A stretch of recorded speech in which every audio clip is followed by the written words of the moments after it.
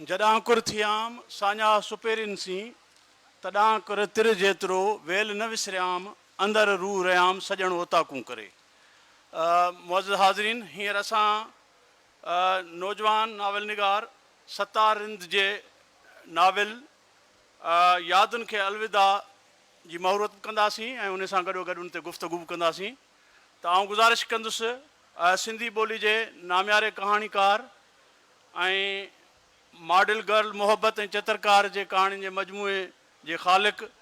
साईं गुलाम नबी सूमरे साहिब खे त उहे अची इन तक़रीब में वेहनि। साईं गुलाम नबी सूमरो साहिबु असांजो ॿियो महिमान हिन अॼोके नाविल जी गुफ़्तगू में जेको नाविल ते गुफ़्तगू कंदो नौजवान लेखक कालम नवीस ऐं उस्ताद साईं मनोज कुमार साहिब खे गुज़ारिश आहे त उहे अची स्टेज ते वेहनि। ऐं साईं वेही वञो सभु। ऐं गुज़ारिश कंदुसि साले रिंद खे त उहे बि अचनि ऐं उन सां गॾोगॾु सतार रिंद जी न्याणी फातिमा सतार खे त उहे अची महिमान सां गॾु वेहनि।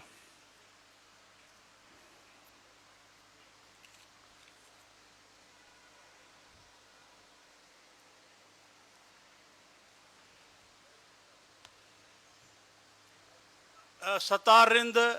जो सिंधी अदब में ख़ासि तरह उन जो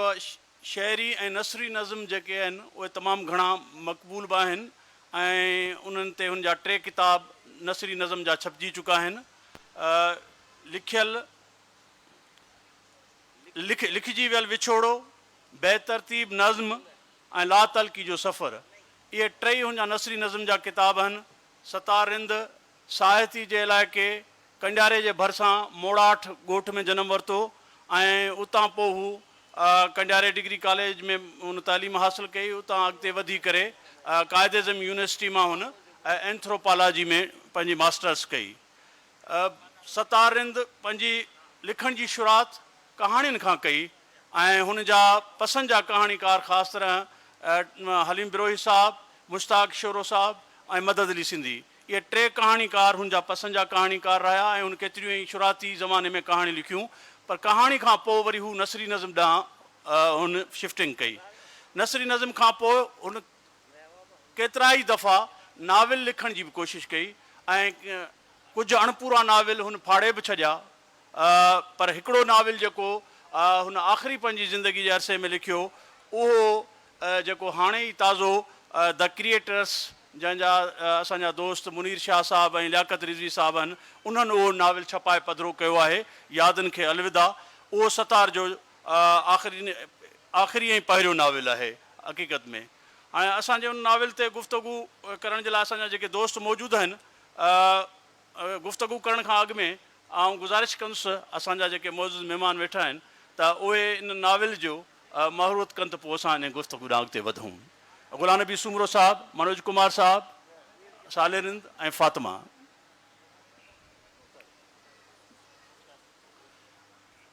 असां हिन खे क्लैप करे आजा कंदासीं महूरत जी।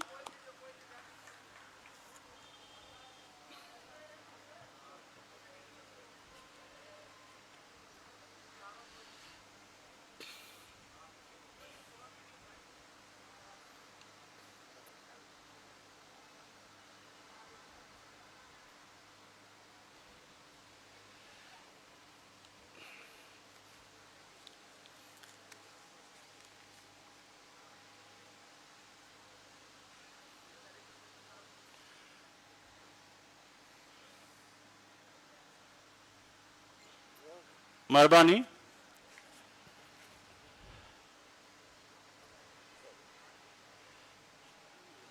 सिंधी ॿोली में नाविल जी जेका तारीख़ आहे उहा का एॾी पुराणी कान्हे ऐं जीअं ई अंग्रेज़नि जे दौर में सिंधी नसर लिखजणु शुरू थियो त उन में नाविल नवीसी जी बि शुरूआत असांजे मिर्ज़ा कलीज बेग साहिबु कई ऐं मिर्ज़ा कलीज बेग साहिबु केतिरा ई नाविल लिखिया ऐं केतिरा ई नाविल तर्जुमो कया ऐं उनखां पोइ ॿिया असांजा नाविल नवीस आसानंद मामतोरा ऐं काफ़ी ॿिया नाविल नवीस आया जिन नाविल लिखिया। विरंगे खां पोइ बि नाविल लिखिया विया आहिनि। पर ख़ासि तरह 21वीं सदी में जेके नाविल आया आहिनि ऐं हिन ॾहाके में काफ़ी नौजवाननि नाविल लिखिया आहिनि। उन्हनि नाविलनि में सतारिन जो नाविल बि हिकु आहे। त मां पहिरीं मनोज कुमार ॾांहुं हलंदुसि। मनोज कुमार असांजो तमामु घणो पढ़ियो ॻढ़ियो ऐं सिंधी नाविल ते बि काफ़ी हुन जेको आहे काफ़ी उन ते रिव्यू बि लिखिया आहिनि, अभ्यास बि कया आहिनि। त सिंधी नाविल जो सतार जे नाविल खां अचण खां अॻु में असां वटि आम तौर ते इहा काफ़ी दफ़ा ॻाल्हि थी आहे त सिंधी में नाविल जी खोट आहे। मनोज साहब, तव्हां कीअं था सम्झो त हाणे जंहिं नमूने सां नौजवान लिखणु शुरू कयो आहे, केतिरा ई नाविल अची विया आहिनि ऐं सतार जो नाविल बि उन्हनि में आहे, तव्हां छा था सम्झो त छा इहे नाविल जो तेज़ी सां जेको लिखजणु आहे नौजवाननि जी तरफ़ां, उहा नाविल जी खोट जेको असां कुझु ॾहाका अॻु में ॻाल्हि कंदा हुआसीं त नाविल उहा छा उन खोट जो इन्हनि नाविल लिखजण सां पूराओ थी सघियो आहे या न? तव्हां बेहैसियत हिकिड़े नक़ाद जे ऐं हिकिड़े अभ्यास कंदड़ जे कीअं था ॾिसो? आउं सम्झां थो त नाविल असां वटि हालांकि तमामु देरि सां आयो ऐं जीअं तव्हां ॻाल्हि कई त अंग्रेज़ जे अचण खां पोइ, ब्रिटिश जेके आहिनि से अचण खां पोइ ऐं सिंधी में नाविल लिखियो वियो ऐं तंहिं वक़्त में बि उन नाविलनि ते उन वक़्त में जेके लिखंदड़ बंगाली नाविल हुया या गुजराती नाविल हो या ख़ुदि जेको ब्रिटिश ऐं फ्रेंच नाविल्स हुआ उन्हनि जो असरु हुयो ऐं उहो असरु तमामु ज़ाहिर हुयो उन्हनि ते। मिर्ज़ा कलीज बेग साहब जा काफ़ी नाविल जंहिंखे असीं चऊं था त उहे घणे भाङे मुख़्तलिफ़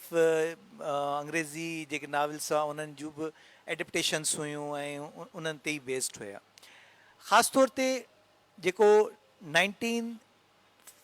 अर्ली 1940s खां वठी ऐं 1950s में असांखे हिकिड़ी बाक़ाइदे हिकिड़ी सीरियस जेको सिंधी जेको ओरिजिनल नाविल हुयो उहो ॾिसण में आयो। उन जा वॾो सबबु इहो त असां हिकिड़ी उन वक़्त में मिडिल क्लास जी रीडिंग पब्लिक हिकिड़ी डेवलप थी चुकी हुई जेका नाविल जे लाइ ज़रूरी हूंदी आहे। नाविल को कंहिं ख़ाल में न लिखिबो आहे, नाविल हिकिड़ो पढ़ंदड़ ऐं लिखंदड़ जे विच जी हिकिड़ी शइ आहे। त सिंधी मिडिल क्लास डेवलप थियो पिए, सिंधी मिडिल क्लास पढ़ंदड़ डेवलप थिए पियो, उन जूं नीड्स हुयूं, ज़रूरत हुयूं ऐं असां तंहिं करे हर क़िस्म जो नाविल लिखियो वियो। जेके बि नाविल जे हवाले सां जेके जानवास थियनि था उन्हनि में असां वटि नाविल लिखियो वियो। पोइ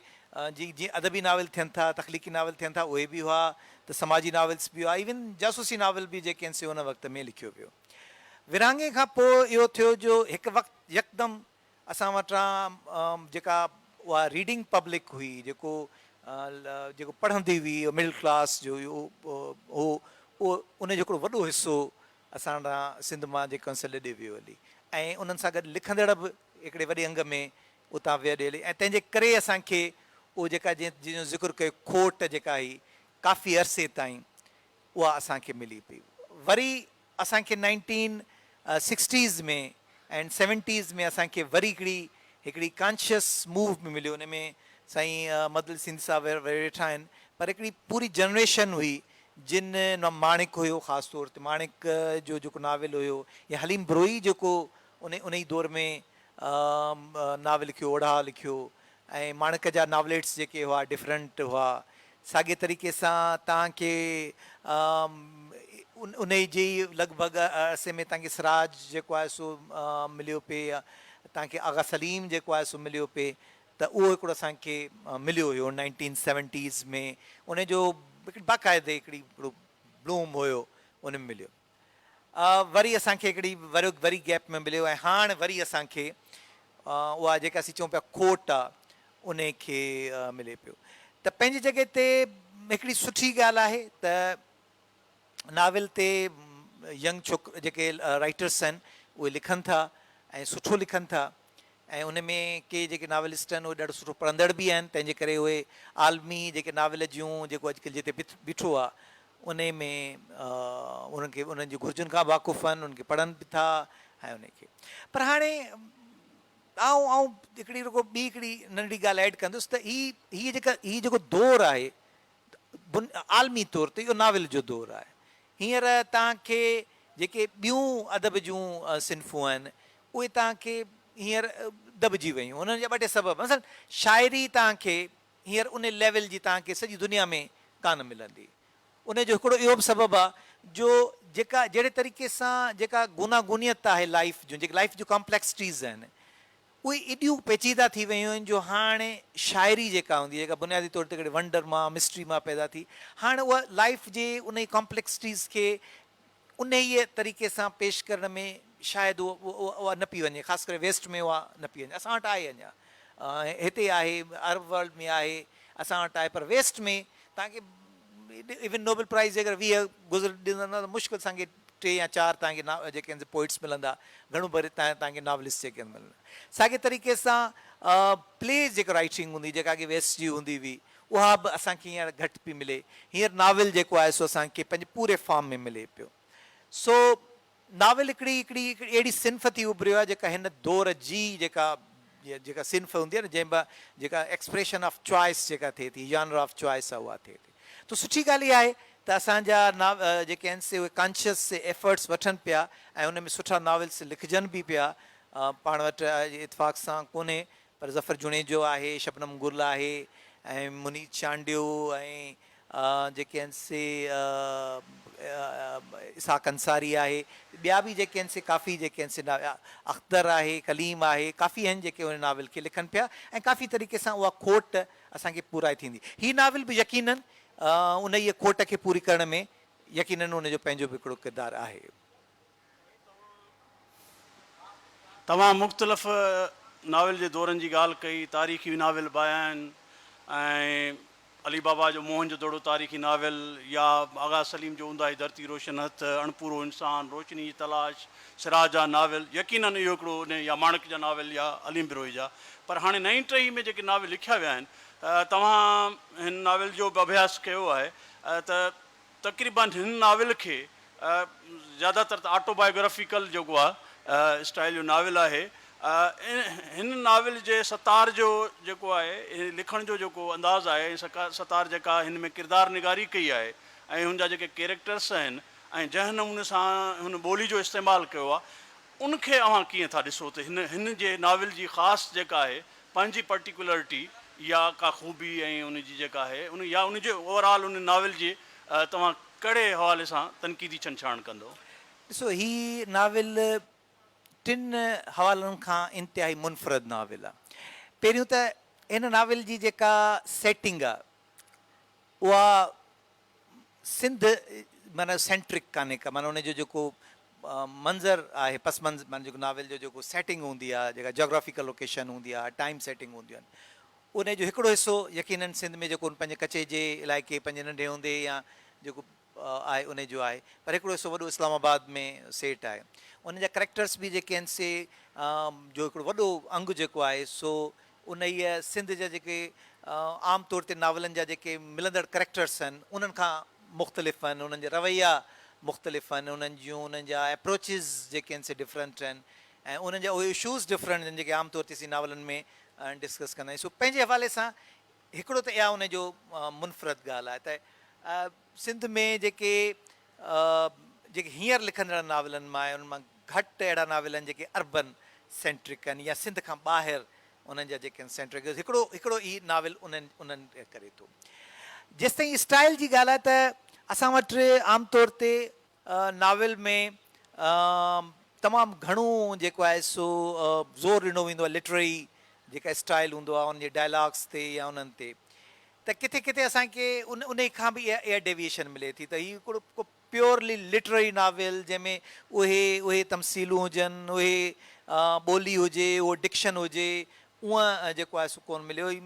किथे किथे तव्हांखे मुख़्तलिफ़ टेक्निक्स बि मिलंदियूं, का सिंगल टेक्निक बि तव्हांखे कान मिलंदी त जंहिंमें लिखियलु आहे किथे तव्हांखे कुझु हद ताईं स्ट्रीम ऑफ कॉन्शियसनेस जेका शौर जो जेका वहुकिरो थिए थो उन में बि मिलंदो, किथे 3rd पर्सन नैरेटिव्स मिलंदा, किथे 1st पर्सन नैरेटिव्स मिलनि था। त इन करे बि जेको आहे सो उन डिफरेंट में आहे त उहो जेको जीअं निज अदबी नाविल जीअं आगा सलीम जी जेका ॿोली हूंदी हुई उन में जेको आहे जीअं लिखंदो हुयो, या जंहिं हिस्टोरिकल पर्सपेक्टिव में जेको आहे सो सिराज लिखिया, या जंहिं हवाले सां जंहिं उहो पाण खे हिन में कोन जेको आहे सो मिलंदो, त इन करे बि मुनफ़रद आहे। त टी जेका ॻाल्हि इहा आहे जंहिंखे मुंहिंजो ख़्यालु आहे त कंहिं हद ताईं हीअ इन करे बि नाविल डिफरेंट आहे जेके सीधे हिकिड़ा नाविल ख़ासि तौर ते अर्ली 19th सेंचुरी में यूरोप में ख़ासि तौर ते जंहिंमें जर्मनी हो या इवन मिलन कुंडेरा जेके आहिनि देवर call the novels of ideas,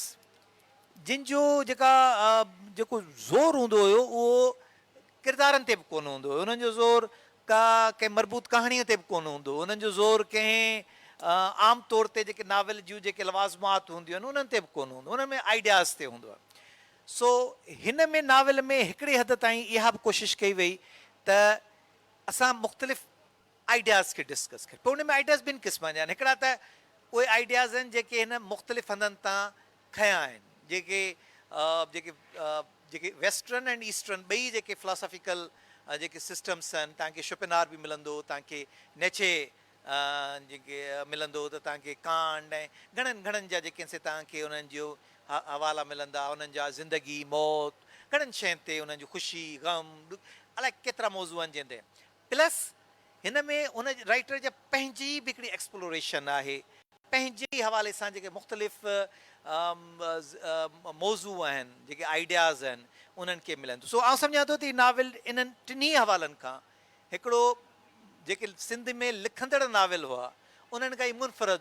novel आहे, त हीउ अर्बन सेंट्रिक आहे। उन खां पोइ हीउ नाविल जेको आहे सो पंहिंजे पंहिंजे लैंग्वेज लिटरेचर जे हिसाब सां बि जेको आहे सो उन्हनि नाविलनि खां जंहिंखां अलॻि आहे ऐं ख़्यालात जे हवाले सां आइडियाज़ खां बि डिफरेंट आहे। महिरबानी मनोज। साले तव्हां हलंदासीं त सतार जॾहिं हीउ नाविल लिखियो पिए त छा हीउ इन नाविल खे उन कंप्लीट करे वियो उन ई शेप में हू शाया थियो, या इनखे अञा हू ॾिसणु चाहे पियो, इनखे अञा कुझु बहितर करणु चाहियो पियो, या उन नाविल लिखण जे दौरान हुन तव्हां सां का अहिड़ी शेयरिंग कई हुजे? सतार जे नाविल लिखण दौरान हुन काफ़ी नाविल आइडियाज़ मां सम्झा त लिखिया ऐं उहे फाड़े छॾिया। हिन नाविल ते आख़िर में साईं मुनीर शाह ऐं लियाकत शाह जो हिकिड़ो माना यादुनि खे अलविदा हुनखे क्लिक कयो ऐं पोइ हुन लिखणु शुरू कयो। हाणे हिन में जेके मुख़्तलिफ़ किरदार आहिनि ऐं पंहिंजो हुन हिकिड़ो किरदार बि अली मुराद जे नाले सां, उहो ॼण त हिकिड़ो नओं अंदाज़ आहे। नाविल आउं बि पढ़ंदड़नि में रहियो आहियां, नाविल मां बि काफ़ी नाविल पढ़िया, ओड़ा नसीम खल पढ़ियल आहे, माणिक पढ़ियल आहे, ईअं असांजा जेके सुठा कहाणीकार आहिनि सिंध जा, उन्हनि जूं कहाणियूं अदब पढ़ण जे हद ताईं ऐं लेखकनि में मुंहिंजो शुमारु कोन्हे, पर सतार साईं हिन नाविल सां मूंखे पाण जे जेका नंढपण असांजी गॾु गुज़री, उन नंढपण जा काफ़ी हवाला उहे गॾियल हवाला आहिनि। जीअं हिकिड़े हंधि हीउ नाविल में लिखे थो त नंढे हूंदे लाॾाऊ कबीला हिन जे ॻोठ जे भरिसां गुज़रंदड़ रोड तां गुज़रंदा हुआ त बग़ैर कंहिं सबब जे ॻोठ जे छोकिरनि सां गॾु उन्हनि लाॾाऊ कबीलनि जे पोयां गोड़ कंदे हू पीछो कंदा हुआ ऐं कुझु ई फरलांग गॾु पोयां पोयां हली पाण बीही उन्हनि खे परे थींदे ॾिसंदा हुआ। अॼु बि हिन जे ज़हन में हज़ारे ख़्यालनि जा घणो करे यादुनि जा लाॾाऊ कबीला गुज़री रहिया आहिनि। त इहो मक़सदु हुनजो इहो त हिन हिकिड़ी नई जिदत ॾिनी पंहिंजे बायोग्राफी खे, हिन ज़िंदगी खे कीअं ॾिठो, काइनात खे कीअं ॾिठो, काइनात जे वजूद कीअं थी, उन ते बि हुन पंहिंजे ख़्यालनि जो इज़हार कयो। इंटरनेशनल अदीबनि मां कंहिंखां हू मुतासिर हुयो, उन्हनि जो बि ज़िक्र हिन में आहे। ऐं हिन नाविल जो वॾो हिसो हुन क़ाइद आज़म यूनिवर्सिटी इस्लामाबाद में जेके हुन जा क्लास फेलोज़ ऐं दोस्त हुया, उन्हनि सां जेका इंटरेक्शन थी उहे सिंधी न हुया, त उन करे उन्हनि किरदारनि जो रवैयो बिहेवियर टोटली डिफरेंट अंदाज़ सां आहे। त उहो उन खे हुन पोर्ट्रेट कयो आहे, उन खे हिन नाविल में उन्हनि किरदारनि सां हुन ॾाढो इंसाफ़ कयो आहे उन्हनि किरदारनि सां। कायद आज़म यूनिवर्सिटी में त बाद में वियो आहे, बुनियादी तरह हिकिड़ो पॉलिटिकल एक्टिविस्ट हुयो बिल्कुलु। ऐं उन पॉलिटिकल एक्टिविस्ट जे हिन नाविल में बि हुनजूं झलकियूं तव्हांखे मिलनि थियूं हा। ऐं वरी पॉलिटिक्स अञा जेका हुन मोट खाधी आहे सही। उन्हनि जी उन पॉलिटिक्स में मोट खाइण जो चिड़ई गुस्सो बि किथे तव्हांखे नाविल में मूंखे यादि जी। आहे त साईं ताजो साहिब तव्हां काफ़ी नाज़ सस्तो ऐं रोशन कलोड़ो ऐं काफ़ी अहिड़ा अदीब हुया। सतार शायदि मैट्रिक खां ई नंढियूं नंढियूं कहाणियूं ऐं लिखणु शुरू कयूं हुयूं। त हीअ असांजी फैमिली में मुनफ़रद शुरू खां ई नंढपिण खां ई हुयो ऐं मुनफ़रद हुजण जो सबबु इहो हुयो त शायदि हू हिसास तबियत जो मालिक हुयो ऐं हुनजा ख़्यालात सदाईं नवाण ख़्यालनि में हूंदी हुई। उन्हनि- महिरबानी साले असां हलंदासीं सतार जी न्याणी असांजे विच में आहे फातिमा सतार अव्हां पंहिंजे वालिद खे वालिद जी हैसियत सां कीअं ॾिठो आपने अपने अबू को एज ए बाप और एज ए वालिद कैसे देखा उसके लिए मतलब अल्फाज शायद कम पड़ जाएं क्योंकि अबू के तौर पे तो मतलब हर चीज़ में साथ देना, जैसे मतलब दोस्त होते हैं वैसे चलना, ऐसे हमने मतलब टाइम गुजारा और हर चीज़ शेयर करना कि मैं अभी ये लिख रहा हूँ और फिर वो ऐसी किताबें लिख रहे होते तो पूछूं कि क्या किताब लिख रहा हूँ, फिर कुछ टाइम बाद ऐसे ही पूछूं कि अबू किताब फिर मैं कब पढ़ूंगी ना, तो कहे कि नहीं वो मुझे अच्छी नहीं लगी, बस मैंने फाड़ दी, ये कर दिया। तो ये मुझे एक किताब मिली जो मैं पढ़ सकी और मेरे ख्याल से, अब मैं आप जितना तो नहीं जानती जाहिर सी बात है, पर मेरे ख्याल से ये किताब बहुत अच्छी है और इसकी अली मुराद की कहानी में उसने बहुत चीज़ें मतलब खुद को ढूंढने की कोशिश की और वो लिखा कि मैं ऐसे या अपनी ज़िंदगी के बारे में, और एक नॉवेल को एक नया एक स्टाइल शो किया, एक स्टाइल पोर्ट्रे किया कि मतलब ऐसे भी लिखा जा सकता है। जैसे वो नज़म है, छः नाम नहीं मुझे याद नहीं आ रहा, छः नाम नहीं, जैसे एक नज़म है बेतरतीब नज़मों, तो उसमें भी शो कर रहे हैं अबू के चीज़ें लिख के कुछ छोड़ देते हैं, कुछ चीज़ें मतलब कंप्लीट नहीं हो सकती। शायर का एक होता है दिमाग कि कुछ चीज़ें कहीं ना कहीं छोड़ दी जाती हैं, तो उस हिसाब से इस किताब पे इतना वो नहीं करना कि अच्छा नहीं या क्या, पर वैसे सबके अपने रिव्यूज़ हैं और क्या, पर वैसे किताब बहुत अच्छी है और मैंने पढ़ी है जहाँ तक मुझे अच्छी लगी। Thank U. साईं गुलाम नबी तव्हां पाण ख़ुदि जेको आहे फिक्शन जा अहम राइटर आहियो ऐं तव्हां सिंधी कहाणी में तव्हांजो त मुनफ़रद मक़ाम आहे, सिंधी कहाणी लिखण जो तव्हांजो पंहिंजो ॾांहुं आहे ऐं हीउ नाविल जेको आहे सतार रिंद जो यादुनि खे अलविदा, उनखे तव्हां नाविल नवीसी जे इन कतार मां आऊं नथो चवां, पर जेको नाविल लिखिजे पोइ उनमें हिनखे किथे तव्हां बीहारणु चाहींदा या हिन नाविल खे तव्हां कीअं ॾिठो आहे पंहिंजे नुक़्ते नज़र जी ॾिसां?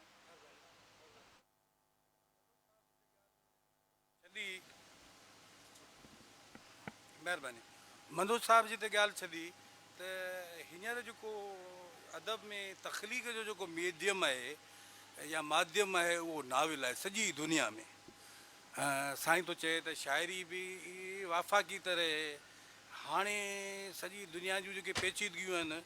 उन्हनि जो बयानु कोन थी करे सघे। नाविल ई हिकिड़ी अहिड़ी सिन्फ़ आहे जेका माण्हू जे हिन सॼी जेका माना नई दुनिया ऐं नयूं पेचीदगियूं ऐं नयूं ॻाल्हियूं ऐं नवां बदिलाव आहिनि उन्हनि खे नाविल में ई इज़हारे सघिजे थो। ऐं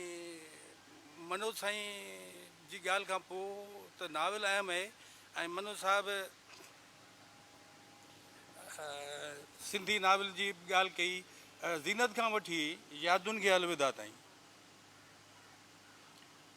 जी कहाणी आहे, ऐं यादुनि खे अलविदा ते अचां थो।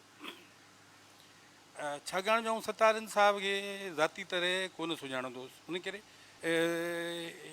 जिन दोस्तनि ॻाल्हायो त आऊं उनखे हिकिड़े नाविल निगार जे तौर ते माना कोशिशि कंदुसि त आऊं उनखे एक्सप्लोर करियां। त जॾहिं आऊं हीअ किताबु पढ़ी रहियो हुउसि त जो जेको पहिरियों बाब आहे उन में असांजो जेको राइटर आहे उहो ज़मीर मुतकल में या फर्स्ट पर्सन सां ई चयो त फर्स्ट पर्सन में सॼो किताबु जेको आहे न उहो सॼो फर्स्ट पर्सन में बयानु थियल आहे। त पहिरीं बाब में हू सॼी दुनिया जा घणो करे जेका मालूम दानिश आहे हेसि ताईं जेका बि माना अफलातून खां वठी बुद्ध खां वठी 2600 साल अॻे महात्मा गौतम बुद्ध अपनिषद थेलिस अफलातून शोपनहार सां चए थो त माना हुन नेकी ऐं बदी जा 2 सिलसिला ठाहिया। नेकी बदी जा 2 सिलसिला त सॼी दुनिया जी जेका मालूम दानिश आहे न अली मुराद जेको अॻिते हली असांखे माना किरदार जो नालो मालूम थो थिए उहो उन्हनि सभिनी खां इनकार थो करे। उहो नेलिस्ट आहे। असांजो हीउ जेको किरदारु आहे उहो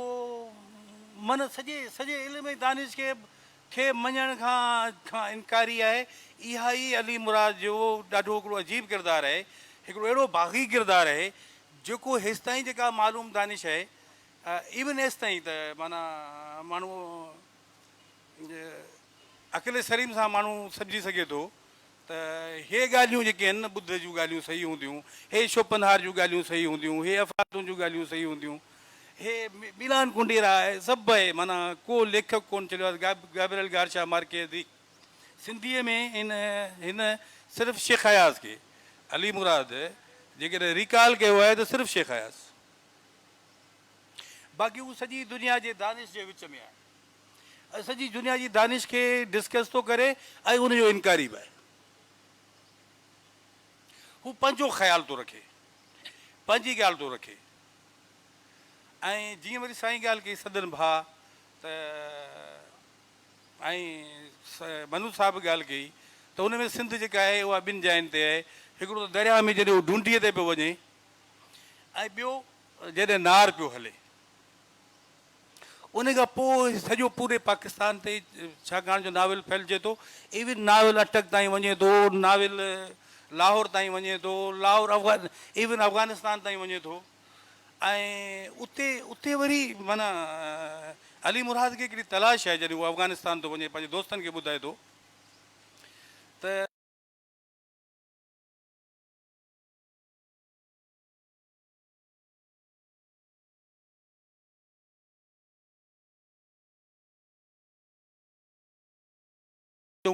त सतार रिंद साहिबु ग़ैब जे लफ़्ज़ सां उनखे बयानु कयो आहे। पर पोइ उतां जितां बि मोटे थो उहो ख़ुशि कोन्हे। का बि शइ हुनखे क़ाइल नथी करे। हू कंहिंजो बि किथे बि क़ाइल कोन थो थिए। ऐं सॼी दुनिया जा अच्छा हाणे इन मनोज साहिबु वेठो आहे, मनोज साहिब खे हिन खां पोइ ॾींदुसि, इन ते ॻाल्हाए पोइ वरी आउं थो ॻाल्हायां त इन नाविल जो अबलाग कीअं थिए पढ़ंदड़ ताईं, इन नाविल जी कम्युनिकेशन कीअं थिए जंहिंमें सॼी दुनिया जो इल्मु हिकु ई वक़्तु मौजूदु आहे, सॼी दुनिया जा ॾाहा हिकु ई वक़्तु मौजूदु आहिनि। मूं कोशिशि कई जॾहिं मूं हीअ किताबु पढ़ियो पिए त मूं चयो त आउं गूगल न ॾिसां। मूं उहे 3-4 ॾींहं मूं सरफेसिंग कोन कई फेसबुक जी। आउं सोशल मीडिया खां कटियल रहियुसि त जीअं मूंखे आउं को सुवाल न पुछी वठां, आउं गूगल न करे वठां कुझु, आउं हिनखे सम्झां, आउं अली मुराद खे सम्झां। अली मुराद बुनियादी तरह हिकिड़ो वॾो सगारो माण्हू आहे ऐं ज़बरदस्त इनकार कंदड़ जी सलाहियत रखंदड़ पिणु आहे। ऐं साईं खे थो ॾियां जेके मूं ॻाल्हि कई आहे, मनोज साईं ॻाल्हि खे सिधो करे त वरी जी मनोज तव्हां कुझु चवणु चाहियो? हा हिन में बाक़ी असां वटि 10 मिंट आहिनि हा जो उन न में असां इहो ॿियो आऊं- किताब ॾियणा आहिनि साथियुनि खे। हा तव्हांखे ॾींदासीं ज़रूरु। सुमरी साहब जी ॻाल्हि सां काफ़ी हद ताईं आहे त निहिलिज़म ऐं इनकार उहा जेका सिसिफिस वारी जेका नेचर आहे उहा यकीनन आहे। माना इन खां बिल्कुलु साईं ॾाढो माना तुज़ क़िस्म जो टू द पॉइंट ॾाढो माना हिकिड़ो साईं जो जेको तज़ियो आहे जी उहो हिकिड़ो अहिड़ो आहे जेको असीं उन खां इनकार करे सघूं। पर हाणे हिकिड़ी ॿी ॻाल्हि आई आहे जंहिंखे असीं चवंदा आहियूं इब्लाग, उन ते आउं रुॻो 2 मिंट ॻाल्हाए वरी साईं खे ॾींदुसि। हाणे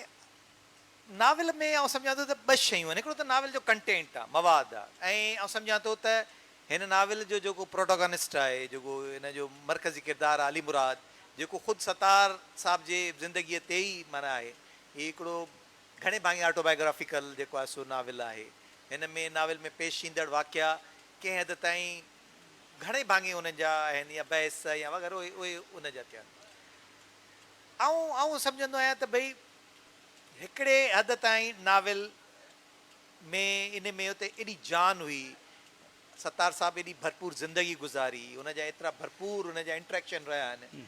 जो हिन नाविल जे लाइ उन वटि बेपनाह मवाद हुयो जंहिंखे हू शेप करे सघियो पिए जंहिं मां हिकिड़ो नाविल कयो पर वरी ॿी शइ अचे थी जेका थिए थी टेक्नीक जेका थिए थी जेका उन जी जेके साईं ॻाल्हि पई इब्लाग थिए थी त नाविल रुॻो मवाद न आहे नाविल लेखक जे ज़हन में रूह में दिलि में पेश ईंदड़ या ज़िंदगीअ में पेश ईंदड़ वाक्यनि जेके ज़हन में पेश ईंदड़ ख़्याल उन जूं सोचूं आहिनि उन खे पढ़ंदड़नि ताईं उन ई शिदत सां पहुचाइण जी बि जो हिकिड़ो ज़रियो आहे जेकर तव्हां उते नाकाम वञो था मूं वटि मवाद त ॾाढो ज़बरदस्त आहे मूं वटि लिखियो त मूं ॾाढो सुठो माना मूं वटि शइ त आहे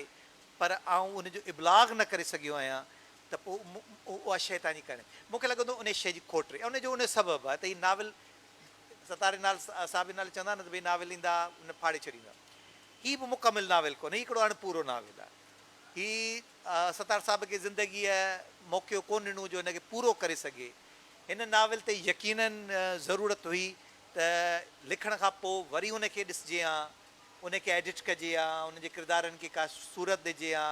जेके ओचितो किरदारु हलियो था वञनि ज़ाहिर था थियनि जिते डायलॉगनि में बेरुब्तगी आहे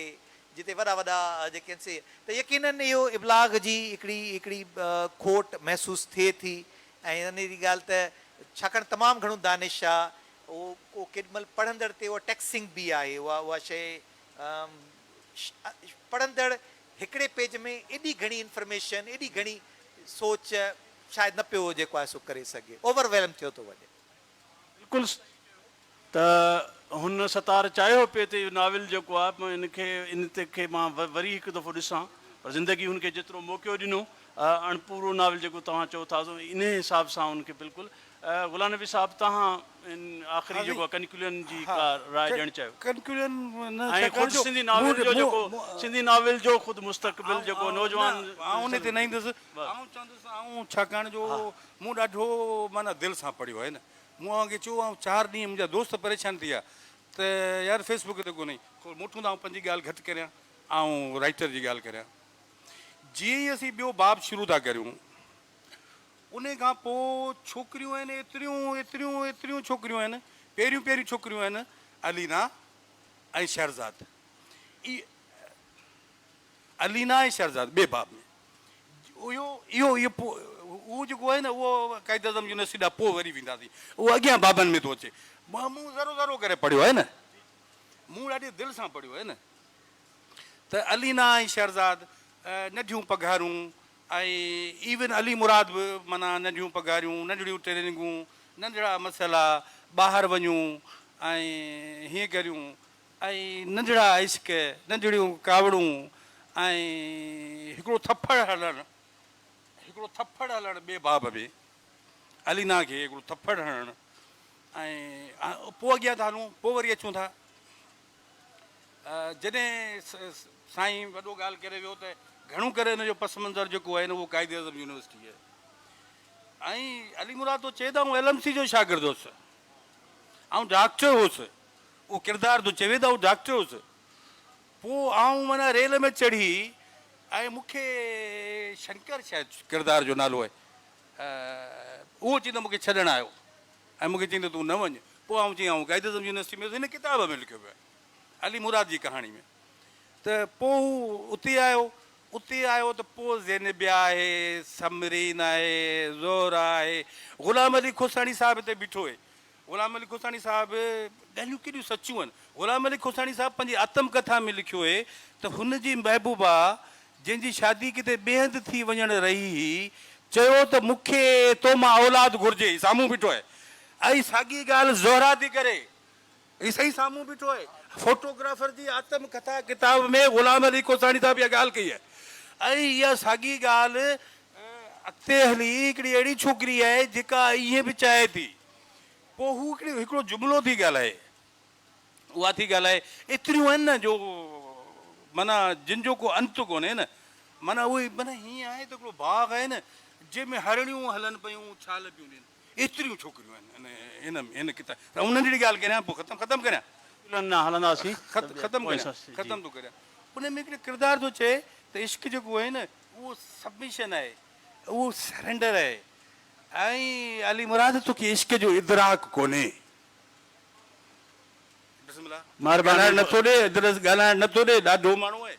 ऐं टाइम जी बि लिमिटेशन आहे बसि टाइम जी लिमिटेशन आहे पोयां 3 दफ़ा हुननि चयो आहे आख़िर में बसि एतिरो कंदासीं त असांजा जेके ॾाढा प्यारा साईं वेठा आहिनि ऐं चईं सतार जी न्याणी उन्हनि खे किताब तोहफ़े में ॾिए ऐं पहिरीं सभ खां पंहिंजे प्यारे शाइर दोस्त अयाज़ गुल साहिब खे गुज़ारिश कनि सतार जी न्याणी खां ई नाविल पंहिंजे तोहफ़े में वठनि साईं अयाज़ गुल साहिब हिते बि आहे ॾेई ॾियो सही आहे जिते मुनासिबु सम्झो हा ॾेई ॾियो जिते अचे त बहितर आहे न हिते ठीकु आहे साईं ताजो साहिब खे ॾींदा साईं नाज़ सनाई साहिबु आहे साईं मदद अली सिंधी असांजो प्यारो साईं वेठो आहे साईं मदद अली सिंधी साहिब खे ॾींदा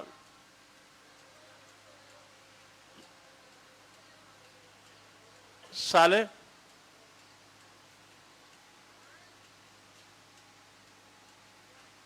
साईं मदद अली सिंधी खे साले साहब साईं हेॾां वेठो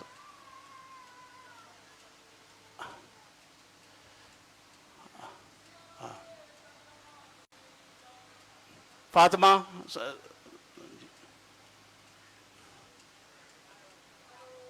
साईं उबैद राशती असांजो हा जी गुलाम अली गोसाणी जी साईं ॾिसूं आहिनि केतिरा आहिनि वटि हा साईं साईं वज़ीर अली मेमून साहिब खे वज़ीर अली मेमून साहिब गुलाम अली गोसाणी साहब अथसि सही साईं ग़ुलाम अली खोसाणी साहिब खे ॾेई छॾींदा आहिनि ठीकु वॾी महिरबानी साईं नाज़ खे कोन्हे चए माना अनाउंस त कयो ही ॾियो तव्हां नाज़ रहिजी वियो छा